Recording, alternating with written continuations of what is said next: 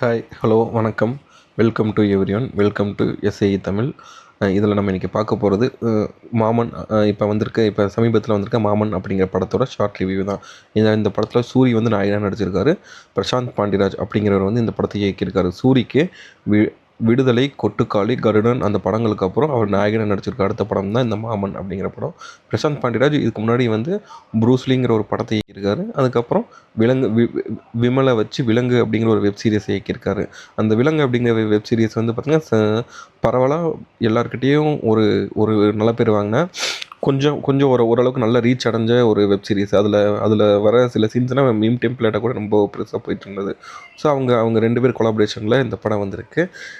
இந்த ஸ்டோரி வந்து ஆக்சுவலாக சூரி தான் எழுதியிருக்காரு. சூரி எழுதின ஸ்டோரியை வந்து பிரசாந்த் பாண்டியராஜ் வந்து எடுத்திருக்காரு. ஸோ இந்த படம் பேருக்கு ஏற்ற மாதிரியே, மாமன் அப்படிங்கிற பேருக்கு ஏற்ற மாதிரியே ஒரு மாமனுக்கும் அவங்க அக்கா பையனுக்கும் இடையில இருக்க உறவை மையப்படுத்தி தான் வந்திருக்கு. ஸோ இந்த படம் வந்து எப்படி இருக்குது, இந்த படத்தோட பாசிட்டிவ் நெகட்டிவ் என்ன, இதை எப்படி போய் பார்க்கலாமா அப்படிங்கிறத பற்றி நம்ம இந்த வீடியோவில் பார்க்கலாம். ஸோ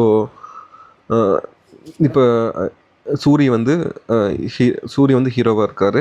ஹீரோவோட அக்கா தான் ஸ்வசிகா வந்து சூரியோட அக்காவாக இருக்காங்க. ஸ்வசிகா வந்து சூரியோட அக்காவாக இருக்காங்க. பாபா பாஸ்கர் சூரியோட அக்கா புருஷனாக இருக்காங்க. அந்த ஊரில் இருக்க ஒரு பெரிய மனுஷனா ராஜ்கிரனும் அவங்களோட ஒய்ஃபாக வந்து விஜய் சந்திரசேகரும் இருக்காங்க. ஸோ அவங்க அக்காவுக்கு வந்து எப்பவும் போல் அந்த கிராமத்தில் நடக்கிற மாதிரி ஒரு 10 வருஷமாக வந்து குழந்தை இல்லாமல் இருக்குது. அதனால வந்து ஊரில் இருக்க எல்லாராலையுமே அவங்க வந்து தப்பாக பேசப்படுறாங்க. அவங்களுக்கு வந்து குழந்தை இல்லை அதுன்னு சொல்லிட்டு ஒரு மாதிரி அவங்க மாமியார்லேருந்து எல்லாருமே ஊரில் இருக்க எல்லாருமே ஒரு மாதிரி பேசிகிட்டு இருக்காங்க. அந்த நேரத்தில் சூரி, அவங்க அக்கா எல்லாருமே, அவங்க அம்மா எல்லாருமே எப்போ குழந்தை பிறக்குன்னு சொல்லி ரொம்ப வருத்தத்தோடு இருக்காங்க. அந்த நேரத்தில் அவங்களுக்கு வந்து ஒரு குழந்தை பிறக்குது. ஸோ அந்த ஸ்டார்டிங்கில் வந்து கான்ஃப்ளிக்ட் அதெல்லாம் காமிக்கிறாங்க. அப்புறம் வந்து ஸ்வசிகாவுக்கு வந்து குழந்தை பிறக்குது. அந்த குழந்தைய சூரி எங்கேயுமே விடாமல் அவரே வந்து தாய்மாமனாக இருந்து முழுக்க வந்து வளர்த்துட்ருக்காரு. அப்படி வளர்க்குறப்ப அந்த குழந்தை வந்து சூரி கூடயே அட்டாச் ஆகிக்குது. அப்படி அவர் அட்டாச் ஆகிறப்ப சூரிக்கு ஐஸ்வர்யா லட்சுமி மேலே வந்து காதல் வருது. ஐஸ்வர்யா லட்சுமி யாருன்னு பார்த்தீங்கன்னா, ஸ்வசிகா வந்து ஹாஸ்பிட்டல் அந்த பிரசவம் பார்க்குறப்ப அதுக்கு செக்கப் அதுன்னு போகிறப்போ ஹாஸ்பிட்டலில் இருக்க டாக்டர் தான் ஐஸ்வர்யா லட்சுமி. அங்கே போகிற இடத்துல சூரிய அவங்க அக்கா மேலே வந்து இவ்வளோ பாசமாக இருக்கிறதுனால ஐஸ்வர்யா லட்சுமிக்கு சூரிய மேலே காதல் வருது. சூரியும் அவங்கள வந்து காதலிக்க ஆரம்பிச்சிடுறாரு. ஸோ அப்படி அதுக்கப்புறம் அவங்க 2 பேரும் 5 வருஷம் லவ் பண்ணாங்க. அந்த குழந்தை இப்போ பெருசாகி ஒரு 5 வயசு ஆகிடுது. அதுக்கப்புறம் 5 வருஷத்துக்கு அப்புறம் அவங்க மேரேஜ் பண்ணாலும் முடிவு எடுக்கிறாங்க. அதுக்கப்புறம் சூரிக்கும் அவரோட அக்கா பையனுக்கும் இருக்கிற உறவு அவரோட திருமண வாழ்க்கையை வந்து எந்தளவுக்கு பாதித்தது, அதை வந்து அவங்க எப்படி ஹேண்டில் பண்ணாங்க, அதுலேருந்து வெளியே வந்தாங்களா இல்லையா, கடைசியாக அவங்க எப்படி அதை வந்து கொண்டு போனாங்க அப்படிங்கிறது தான் இந்த படத்தோட ஆக்சுவல் ஸ்டோரி. ஸோ படம் ஃபுல்லாகவே பார்த்திங்கன்னா அக்கா தம்பிக்கான உறவு, இந்த நாத்தனாருக்கு, இந்த சூரியோட மனைவிக்கும் அவங்க நாத்தனாருக்கு இருக்க உறவு, அந்த மாமியார் மருமகள் உறவு, அந்த மாதிரி ஃபுல் அண்ட் ஃபுல் குடும்பத்தை பேஸ் பண்ணியே தான் இருக்கும். மற்றபடி அவங்க அந்த ஊரில் வந்து ஒரு வில்லன் இருந்தால் சொத்து பிரச்சனை நடந்துச்சு, பங்காளிக பிரச்சனை, அந்த மாதிரி எந்த இதுவுமே போகாமல் ஃபுல் அண்ட் ஃபுல் அவங்க குடும்பத்துக்குள்ளேயே அதை பேஸ் பண்ணியே தான் அந்த ஸ்டோரி போயிட்டே இருக்கும். அதனால தான் இதுக்கு வந்து மாமன் அப்படின்னு டைட்டில் வச்சுருக்காங்க போல. ஃபுல் அண்ட் ஃபுல் அந்த மாமன்கிற ஒரு கதாபாத்திரம், அந்த கதாபாத்திரத்தை சுற்றி இருக்கிற எல்லாருமே அவர் வாழ்க்கையோட வந்து எப்படி அட்டாச் ஆகிருக்காங்க, அவங்களுக்காக இவர் வந்து என்னெல்லாம் பண்ணுறாரு, அதனால இவரோட பர்சனல் வாழ்க்கை எப்படிலாம் பாதிக்கப்படுது அப்படிங்கிறத பற்றி தான் இந்த படத்தில் வந்து ஃபுல்லாக சொல்லியிருக்காங்க. இதில் ஸ்டோரி வந்து சூரிய எழுதியிருக்கான்னு ஃபஸ்ட்டே பார்த்தோம். இந்த ஸ்டோரி நல்லா இருக்கா, எப்படிப்பட்ட ஸ்டோரி அப்படின்னா, இது வந்து சொல்லிக்கிற மாதிரி பெருசாக இல்லை. இது வந்து ஏன்னா ரொம்ப பழைய ஸ்டோரி தான். படத்தில் நீங்கள் ஆரம்பத்துலேருந்து கடைசி சீன் வரைக்கும் நீங்கள் படம் ஃபுல்லாக பார்த்தாலுமே எந்த சீனுமே உங்களுக்கு வந்து ஒரு புதுசாக இருக்குது, நல்லா ஃப்ரெஷ்ஷாக இருக்குது அப்படிங்கிற எதுவுமே இருக்காது. எல்லாமே ஆல்ரெடி வந்து இந்த அண்ணன் தங்கை உறவு, அப்புறம் வந்து கிராமத்து குடும்ப கதை அப்படிங்கிற மாதிரி படத்தில் வந்து அதோட ஒரு தொடர்ச்சியாகவே, இல்லைன்னா நீங்கள் ஆல்ரெடி பார்த்து கேள்விப்பட்ட ஒரு இதாகவே தான் இருக்கும். ஸோ இந்த ஸ்டோரியில் வந்து புதுசாக எதுவும் இல்லை. ஸோ ஸ்க்ரீன் பிளே ஏதாவது புதுசாக பண்ணியிருக்காங்களா, அது ஏதாவது ஆர்வமாக நம்மளை உட்கார வச்சு பார்க்க வைக்கிறாங்களா அப்படின்னா, அதுலேயும் வந்து நம்ம வந்து இல்லைன்னு தான் சொல்லணும். படம் ஆரம்பத்துலேருந்து கடைசி சீன் வரைக்கும் படம் ஆரம்பிக்கிறதே பார்த்திங்கன்னா, அந்த ஊரில் இருக்க ஒரு பெண்ணோட வளகாப்பில் தான் அந்த கதையை ஆரம்பிக்குது. ஸோ அவங்க அக்கா ஸ்வசிகாவுக்கு வந்து குழந்தை பிறக்காதனால அந்த ஊரில் யாருக்கு வளகாப்பு வந்தாலும் ஃபஸ்ட்டு அதுக்கு வந்து துணை பொண்ணாக வந்து ஸ்வசிகா தான் போகிறாங்க, சூரியோட அக்கா தான் போகிறாங்க. அது வந்து அந்த அந்த ஊரில் வளர்க்க மாதிரி வச்சுருக்காங்க. அப்போ வந்து அந்த வளகாப்புக்கு நான் போக மாட்டேன். என்னை அந்த அப்படி என்ன அங்கே பக்கத்தில் உட்கார வச்சு எனக்கு குழந்தை இல்லைன்னு நான் மலர்ன்னு சொல்லி குத்தி காமிச்சிட்டே இருக்காங்க. எனக்கு இது வேணான்னு சொல்லி ஸ்வசிகா வந்து அங்கே உட்கார மறுக்கிறதுல தான் படமே ஆரம்பிக்குது. அங்கே ஆரம்பிக்கிறது ஒவ்வொரு சீன்லேயுமே பார்த்தீங்கன்னா, முழுக்க முழுக்க ஒரு என்ன சொல்கிறது, கிரிஞ்சுங்கிற மாதிரியே தான் எல்லா சீனுமே இருக்குது. எல்லா சீன்லேயுமே கஷ்டப்பட்டு நீ ஸ்க்ரீனுக்குள்ளே இருக்கவங்க அழுதே கதையில் வந்து ஒரு ஒரு அழுகாட்சி காட்சியை வச்சே ஆகணும். உள்ளே இருக்கவங்க ஏதாவது சென்டிமெண்ட் காமிச்சே ஆகணும், ஃபீல் பண்ணியே ஆகணுங்கிற மாதிரி வச்சு ஆடியன்ஸை வந்து அழுக வச்சே ஆகணும், அவங்க வந்து அழுதே ஆகணுங்கிற மாதிரி ஒரு செயற்கையான காட்சியாகவே தான் இருக்குது. ஆரம்பத்துலேருந்து ஒவ்வொரு காட்சியும் அப்படியே மேலே மேலே அடிக்கிட்டு வர எல்லா காட்சியுமே செயற்கையாக அடுக்கப்பட்ட மாதிரி தான் இருக்குது. எந்த காட்சியுமே அடுத்தடுத்துன்னு சொல்லி இயல்பாக வர மாதிரியே இல்லை. ஆரம்பத்தில் வந்து அந்த அந்த குழந்தை இல்லை அப்படின்னு சொல்லி வந்து அந்த அந்த ஆரம்பிக்கிற ஒரு காட்சி ரொம்ப ஒரு கிரிஞ்சா ஆரம்பிக்கிற காட்சி. அடுத்து வந்து குழந்தை வந்து இதாகிடுது. அதுக்கும் அதே மாதிரி தான் அவங்க அக்கா வந்து உள்ளங்கையில் வச்சு தாங்குற மாதிரி இது பண்ணுற மாதிரி. இதில் வந்து அக்கா புருஷங்கிற கேரக்டர் வந்து எதுக்காக இருக்கார், என்ன ஏதுன்னு ஒன்றுமே புரியல. அவரை வந்து அந்த இந்த மற்ற படத்துலையாவது ஒரு மிச்சர் பாக்கெட்டை கையில் கொடுத்து குறை வைப்பாங்க ஒரு ஓரமாக, அதுலையாவது மிச்சர் சாப்பிட்றாரு அவர் அப்படின்னு சொல்லி ஏதாவது ஒன்று பண்ணுறான்னு சொல்லலாம். பாபா பாஸ்கர் என்ன பண்ணுறாருன்னே தெரியாது. ஆரம்பத்துலேருந்து கடைசி வரைக்கும் அவர் அக்கா புருஷன்னு சொல்லி இருப்பார். பட் ஆனால் அவருக்கு வந்து இந்த கதை அந்த அந்த ஸ்டோரிலையும் எந்த ஸ்கோப் இருக்காது, இந்த கதையிலையும் ஸ்கோப் இருக்காது, படத்தில் எந்த ஸ்கோப் இருக்காது. சும்மா அவர் வந்து இந்த செட் ப்ராப்பர்ட்டி மாதிரி அவங்க அக்கா வரப்பெல்லாம் பக்கத்தில் அப்படி சும்மா நிற்க வச்சுருப்பாங்க.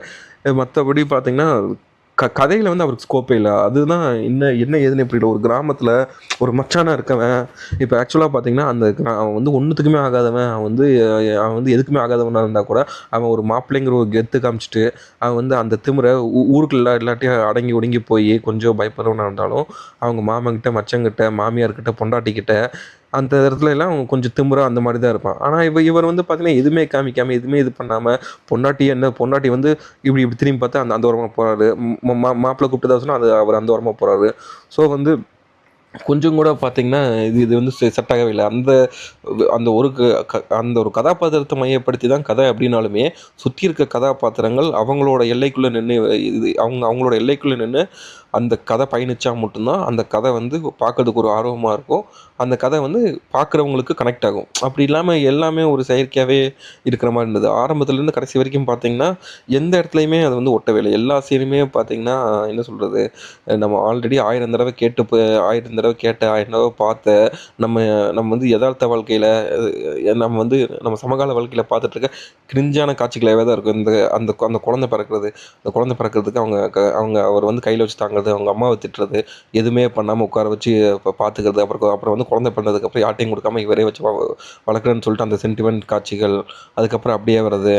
அப்புறம் வந்து சூரிக்கு வந்து கல்யாணம் ஆகுது. எப்பவும் போல் கல்யாணம் பண்ண ஃபஸ்ட் நைட்டுக்கு நான் வந்து எல்லா வீட்லேயுமே குழந்தைங்க சொல்கிற மாதிரி இந்த சீன்லாம் எனக்கு தெரிஞ்சு ஒரு 100-150 வருஷமாக தமிழ் சினிமாவில் வச்சுட்ருப்பாங்கன்னு நினைக்கிறேன். அந்த மாதிரி எந்த படம் எடுத்தாலும் எந்த இது இருந்தாலுமே ஒரு குடும்ப கதை இருக்குது. குடும்பத்தில் யாருக்காவது கல்யாணம் ஆகுதுன்னா ஒரு சின்ன பையன் போய் அவனுக்கு தெரியாது, அவன் போய் இது பண்ணுறான். இதை வந்து இன்னமும் ஒரு காமெடினே வச்சுட்ருக்காங்க. அவன் ஃபஸ்ட் நைட் ரூமில் போய் இது பண்ணுறான். பட் ஆனால் இதில் வந்து அப்படி ஆரம்பிக்குது. பட் ஆனால் கதையே ஃபுல்லாக அதை பேஸ் பண்ணி தான் போகிறதுனால ஓகே. ஸோ அவன் வந்து அங்கே வந்து அவங்கள வந்து பிரச்சனை பண்ணுறான். நான் வந்து மாமா கூட தான் படுப்பேன் எப்பவும் போல். சின்ன வயசு பிறந்ததுலேருந்து அவன் மாமா கூடயே படுத்துருக்கான். ஸோ நான் மாமா கூட தான் படுப்பேன், வெளியே போக மாட்டேன் அப்படிங்கிற மாதிரி அப்படிங்கிற மாதிரி அவன் கூடயே இருக்கான், இது பண்ணுறான். ஸோ இது வந்து அப்படி ஆரம்பிக்கிறது. திரும்ப திரும்ப இதே நடந்துட்டுருக்கப்போ ஐஸ்வர்யலட்சுமிக்கு அந்த வாழ்க்கையில் ஒரு ஸ்பேஸே இல்லைங்கிற மாதிரி அவங்க ஃபீல் பண்ணுறாங்க. ஸோ இதுதான் அவங்களுக்கு வந்து பெரிய பெரிய பிரச்சனையாக நடக்குது. இந்த இந்த கதை ஆக்சுவலாக வந்து எப்படி ஆகுது, எப்படி போயிடுது அப்படின்னா, நீங்கள் எல்லாருமே தாமிரபரணி படம் பார்த்துருப்பீங்க. தாமிரபரணி படத்தில் விஷால் ஹீரோவாக நடிச்சிருப்பார். விஷாலுக்கு வந்து அத்தையாக நதியாக நடிச்சிருப்பாங்க. அவங்க மாமா வந்து பிரபு நடிச்சிருப்பார். அதில் வந்து பார்த்திங்கன்னா பிரபு கூட விஷால் இருப்பார். அவங்களுக்கு வந்து நதி அத்தனையே தெரியாது. விஷால்னாலேயே பிரபு நதியாக வந்து பிரிஞ்சு போயிருக்காங்க அப்படிங்கிற மாதிரி காமிச்சிருப்பாங்க. இந்த கதை ஆக்சுவலாக தாமிரபரணியோட ப்ரீக்வல் மாதிரியே தான் இருக்குது. தாமிரபரணியில் அவங்க பிரிஞ்சுருந்தாங்களா, அப்போ சின்ன வயசில் என்ன ஆச்சு, எதுக்காக பிரிஞ்சாங்க அப்படின்னு காமிக்கிறதுக்காக எடுத்த மாதிரி தான் இந்த படம் இருந்தது. ஒரு சின்ன பையன் அவன் வந்து அடம் பிடிக்கிறான், இது பண்ணுறான் அப்படிங்கிறதுக்காக ஒட்டுமொத்த குடும்பம் சுற்றி இருக்க எல்லாருமே வந்து அதை சரின்னு சொல்லி விட்டு அவன் எந்த அளவுக்கு வந்து ஒரு டாக்ஸிக்கான ஒரு இதாக மாறுறான் அப்படிங்கிற காமிக்கிற மாதிரியான ஒரு படமாகவே தான் இருந்தது. இந்த படத்துக்கு வந்து மாமன் அப்படின்னு பேர் வைக்கிறதுக்கு கூட டாக்ஸிக் பேரண்டிங் அப்படின்னு வச்சுருக்கலாம். ஒரு சின்ன பையன் இருக்கான் அப்படின்னா இந்த ஸ்டோரி இந்த படத்தோட ஆக்சுவல் ஸ்டோரி லைனே பார்த்தீங்கன்னா, அந்த பையன் வந்து மாமனை விட்டு தராமல் மாமன் கூட இருக்கிறதுனால மாமனோட பர்சனல் வாழ்க்கை எப்படி பாதிக்கப்படுது அப்படிங்கிறத ஸ்டோரி. இதுலையே வந்து ஒரு ஸ்டோரி நிற்கவே இல்லை. ஏன்னா அவன் வந்து ஒரு சின்ன பையன், 5 வயசு தான் ஆகுது. அவன வந்து நீங்க இன்னைக்கு நைட்டு அவன திட்டி திட்டி மிரட்டி அடிச்சு நீங்க வந்து அவன அவன வந்து இது பண்ணிட்டு போயிட்டாலுமே, அதுக்கு அடுத்த நாள் வரப்ப அவனுக்கு அது எதுவும் ஞாபகம் இருக்க போதில்ல. ஞாபகம் இருந்தாலும் அவன் திரும்ப வந்து எப்பவும் போல விளையாண்ட்டு தான் இருக்க போறான். சின்ன பசங்களுக்கு அந்த விஷயங்கள் வந்து பெருசா வந்து அஃபெக்ட் ஆகாது, இதாகாது.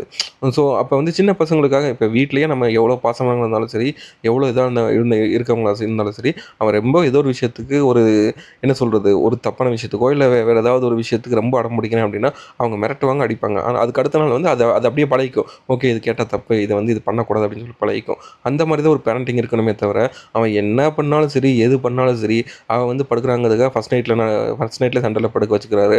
அதுக்கு அடுத்து எல்லா நைட்டும் அப்படியே நடக்குது. அதுக்கப்புறம் பார்த்தீங்கன்னா, ஹனிமூன் போறப்ப அவன் வந்து அழுகுறான். நானும் வரேன்னு சொல்லிட்டு. அப்புறம் அவன கூட்டு போ முடியாதுன்னு, சரி நான் ஹனிமூனே போலேன்னு சொல்லி பண்றாங்க. இதெல்லாம் பார்க்குறப்ப அப்படியே செயற்கையா தான் இருக்கு. ஒரு இடத்துல கூட ஓகே ஆமா இது வந்து நமக்கும் ஆகும்ல, நமக்கும் நடக்கும்ல அப்படிங்கிற எங்கேயுமே கனெக்ட்டே ஆகல. வேணும்னே அத வந்து எவ்வளோக்கு எவ்வளோ இதா இது பண்ண முடியுமோ அந்த அளவுக்கு அவங்க பண்ணியிருக்காங்க.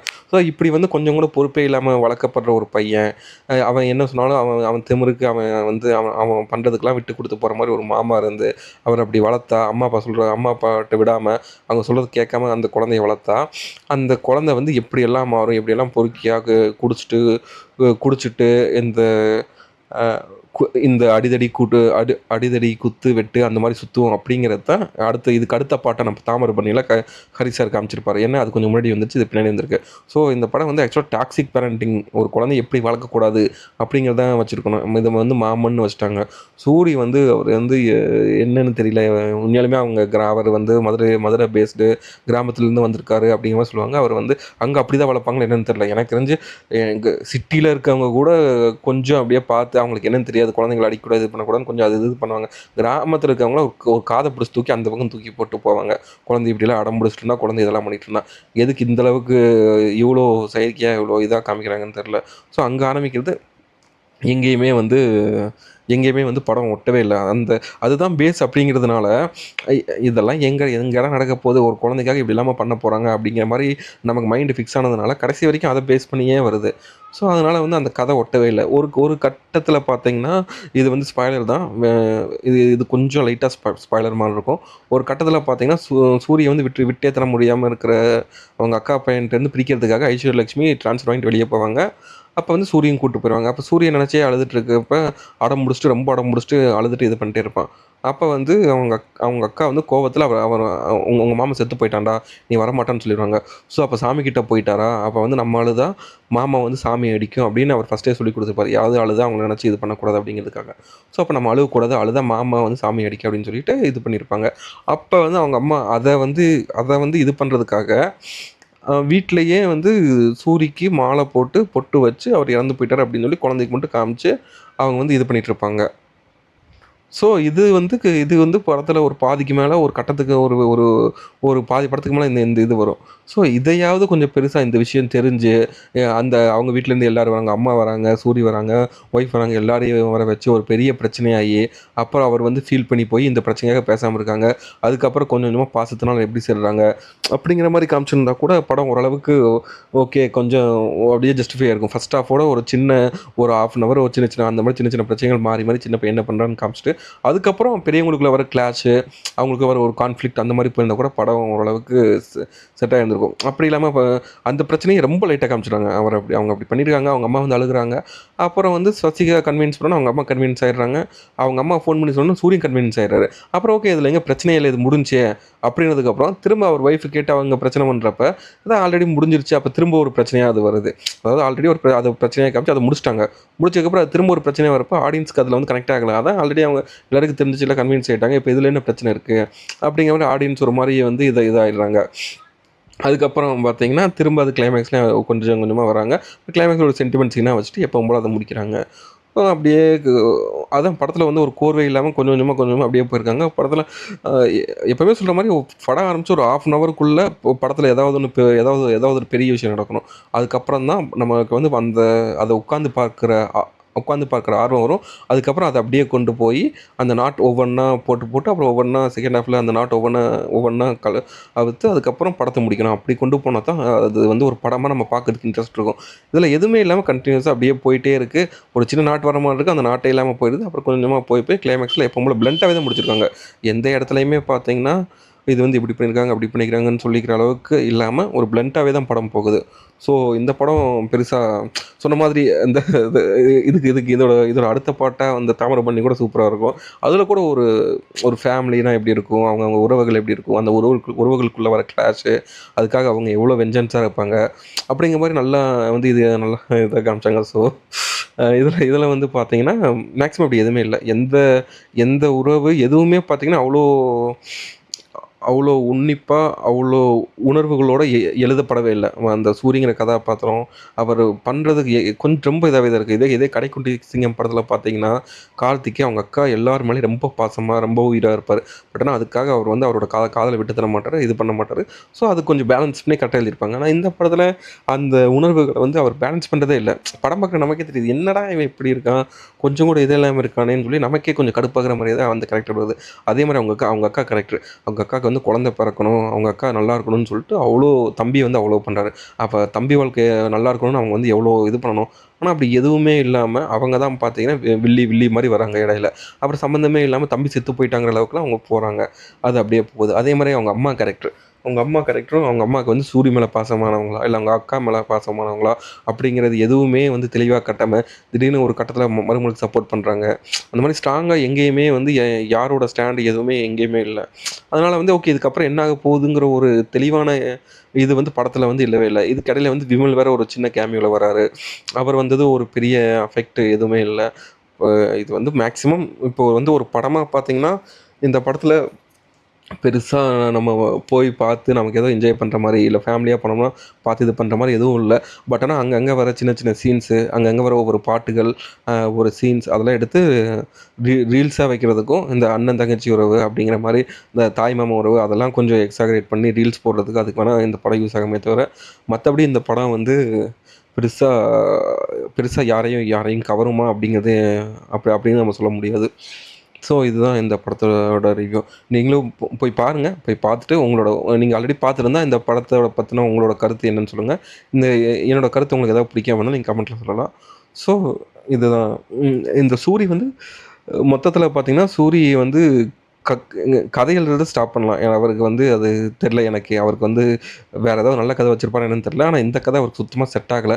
அவர் கிராமத்தில இருந்து எப்பவுமே ஒரு உணர்வ எதார்த்தமா இருக்கிற மாரியே சொன்னா தான் அது வந்து மக்கள்கிட்ட கனெக்ட் ஆகும். அத எக்ஸாகரேட் பண்ணி சொல்றேன்னு சொல்லிட்டு, இன்னும் அந்த காலத்துல இருக்க மாரி இந்த ஆர்.வி. உதயகுமார் படம் எடுக்கிற மாதிரியே, இந்த பாலும் பழமும் எடுக்கிறேன் அப்படிங்கிற மாதிரியெல்லாம் ரொம்ப எக்ஸாகரேட் பண்ணி, ரொம்ப இது பண்ணி, அ நீ அழுதே ஆகணும்னு சொல்லி சென்டிமெண்ட்ட புழிஞ்சு, அதுவும் இந்த செகண்ட் ஹாஃப்ல வந்து இந்த ராஜ்கிரண் வீட்ல நடக்கிற சம்பவங்கள் எல்லாம், அது வழிஞ்சு வச்ச மாரி தான் இருந்தது. ஃபர்ஸ்ட் ஹாஃப்ல கூட மாறி மாறி ஒரு கதை இது இது அடுத்தது, இது அடுத்ததுன்னு கொஞ்சம் கொஞ்சமா கதை போச்சு.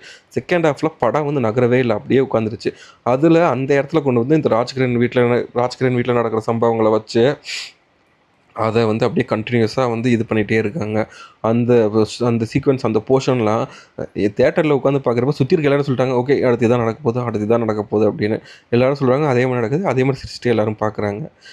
எங்கேயுமே ஒரு இடத்துல கூட பெருசா கனெக்ட் ஆகவே இல்ல. அந்த படத்துல வர உணர்வுகளோ, எதுவோ அதெல்லாம் வந்து ஆடியன்ஸ் கிட்ட கனெக்ட் ஆனா தான் படத்துல காமிக்கிற சென்டிமெண்ட் இங்க ஒர்க் அவுட் ஆகும்.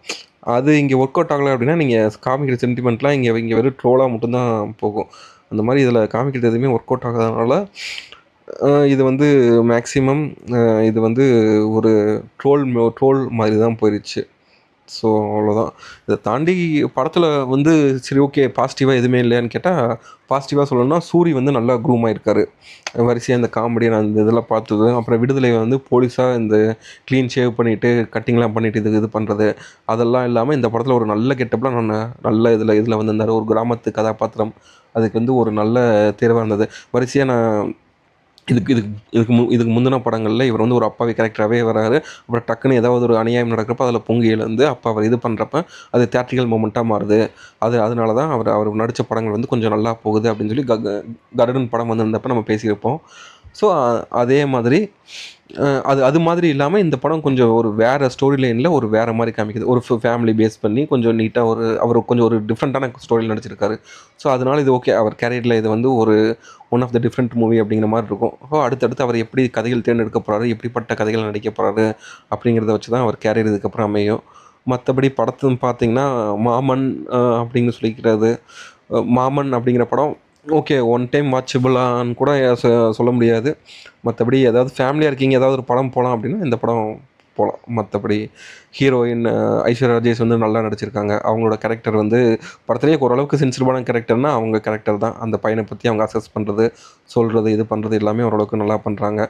புருஷனையும் விட்டு குடுக்காம, அப்புறம் ஒரு ஸ்டேஜ்ல வந்து புருஷன வந்து அவர் பண்றத அவருக்கு எடுத்து சொல்றதா இருந்தாலும், எதுவா இருந்தாலும் நீட்டா அவங்க அத கரெக்ட்டா பண்ணியிருக்காங்க. ஓகே. மத்தபடி படம் பெருசா என்ன ஈர்க்கல. யாரையும் ஈர்க்குமான்னு தெரியல. மீண்டும் அடுத்து வேற ஏதாவது ஒரு படத்தோட ஒரு ஷார்ட் ரிவ்யூல சந்திப்போம்.